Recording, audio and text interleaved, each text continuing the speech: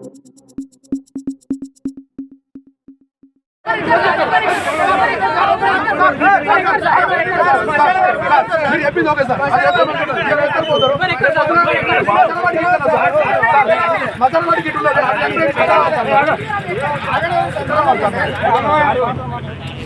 పేరు బాలగంజ్ ఆంటీ, మా ఊరి చాగలు స్టేషన్ గన్పూర్ మండలు.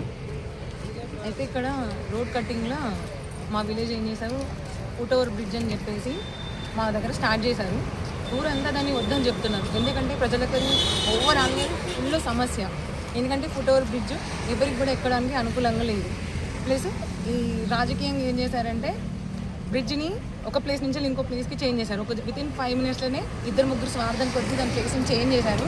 చేంజ్ చేసిన తర్వాత ఊరంతా ఒకటయ్యారు. ఊరందరికీ ఫుట్ ఓవర్ బ్రిడ్జ్ వద్దు, అయ్యేది ఉంటే అండర్ పాస్ బ్రిడ్జ్ కావాలి, లేదంటే స్కూల్ దగ్గర చిన్నపిల్లలు ఉంది, అటు హై స్కూల్ ఉంది, ఇటు చిన్న స్కూల్ ఉంది.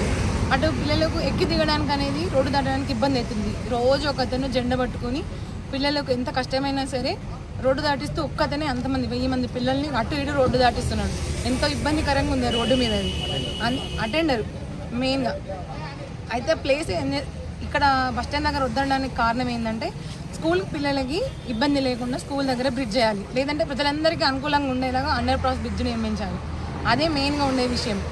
అయితే ఇక్కడ ఏం చేస్తున్నారంటే వీళ్ళందరూ దౌర్జన్యం కొద్దీ మేము ఆపే దగ్గర బ్రిడ్జ్ ఊరంతా వద్దనుకునే దగ్గర పోలీస్ వాళ్ళు కానీ అంటే రాజకీయ నాయకులు కానీ అందరూ ఏం చేస్తున్నారంటే ఖచ్చితంగా ఇది ఇక్కడనే వేయాలి.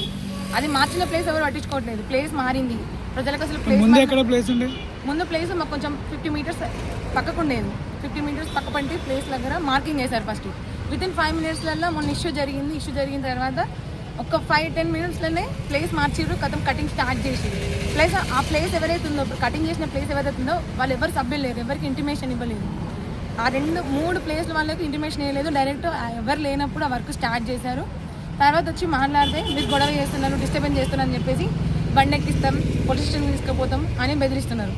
ఇక్కడ ఓవరాల్గా ఊరందరికి కావాల్సింది అండర్ పాస్ నిర్మించాలి, లేదంటే స్కూల్ పిల్లలకు అనుకూలంగా స్కూల్ దగ్గర ఫుట్ ఓవర్ బ్రిడ్జ్ నిర్మించాలి. ఈ 2 విషయాలు. మరి ఫుట్ ఓవర్ బ్రిడ్జ్ శాంక్షన్ అయినదని చెప్పి మరి సంబంధిత కాంట్రాక్టర్ చాగల్ గ్రామానికి ఇచ్చేయడం జరిగింది. దాని నిర్మాణంలో భాగంగా ఇక్కడ ఎవరైతే స్థానికులు ఉన్నారో అసౌకర్యంగా, తర్వాత ఇక్కడ ఉన్నటువంటి రైతులకు కానీ వృద్ధులకు కానీ వికలాంగులకు కానీ ఫుట్ ఓవర్ బ్రిడ్జి ఎక్కలేని పరిస్థితి. అందులో భాగంగానే ఈరోజు గ్రామస్తుల ఉద్దేశం మేరకు మరి అది స్కూల్ దగ్గర హై స్కూల్ కానీ ప్రైమరీ స్కూలు 2 ఒక్కటే దగ్గర స్కూల్స్ ఉన్నాయి. అటు పిల్లలు ఇటు దాటడానికి, ఇటు హై స్కూల్ పిల్లలు ప్రైమరీ స్కూల్ సైడ్ దాటడానికి మరి రైతులు కూడా భరోసాగా పిల్లలను స్కూల్లోకి పంపినాము, ఫుట్ ఓవర్ బ్రిడ్జి ఎక్కి పిల్లలు ఇంటికి చేరుతారన్న ధీమాతోటి ఉండగలుగుతారు, వాళ్ళు కూడా వ్యవసాయ పనులు చేసుకోగలుగుతారు.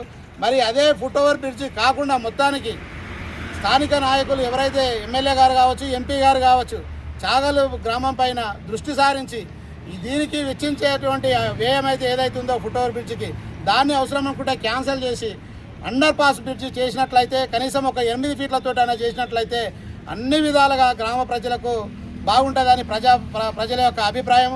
ఒకవేళ కూడదు అని చెప్పి కంపల్సరీ ఇక్కడే చేయాలని చెప్పి రాజకీయ ఒత్తిళ్లకు గురై తర్వాత ఏదైతే కాంట్రాక్టర్ ఉన్నారో మరి ఆ కాంట్రాక్టర్ కూడా మేము చేస్తాము అని అంటే మరి ఇబ్బందులు కాక తప్పదు.